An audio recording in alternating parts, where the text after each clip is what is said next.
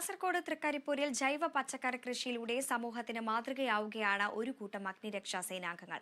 ഔദ്യോഗിക ചുമതലകൾ നിർവഹിക്കുന്നതിനൊപ്പം കൃഷിയിലും വിജയം നേടി മുന്നേറുകയാണ് ഇവർ.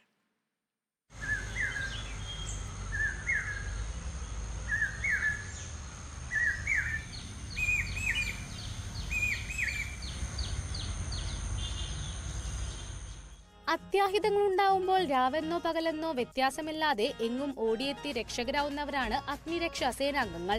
എന്നാൽ കാസർഗോഡ് തൃക്കരിപ്പൂർ ഫയർ സ്റ്റേഷനിലെ ഉദ്യോഗസ്ഥർ കൃഷിയിലും ഏറെ സജീവമാണ്.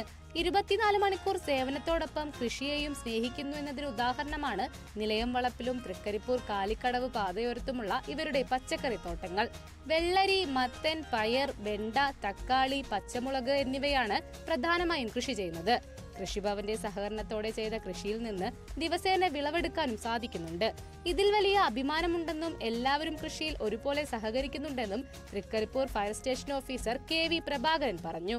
ഫയർഫോഴ്സ് ജീവിതത്തിൽ നമുക്കറിയാം, ഒരു കായിക സംസ്കാരം ഇല്ലെങ്കിൽ നമ്മളെ ഒരു പ്രവർത്തനം തന്നെ വളരെ പുറകോട്ട് പോകും. അതുകൊണ്ട് തന്നെ തൃക്കരിപ്പൂർ സ്റ്റേഷൻ പച്ചക്കറി കൃഷിയുമായി ഈ രംഗത്ത് ഇറങ്ങിയിട്ടുള്ളത് എല്ലാ ജീവനക്കാരും വളരെയധികം സഹകരിച്ചുകൊണ്ട് തന്നെ രാവിലെ വൈകുന്നേരം വെള്ളം നനക്കും, അതുപോലെ മണ്ണ് കളിച്ചുകൊണ്ടും ഈ പച്ചക്കറി കൃഷിയിൽ ഭാഗമാക്കായിട്ടുണ്ട്.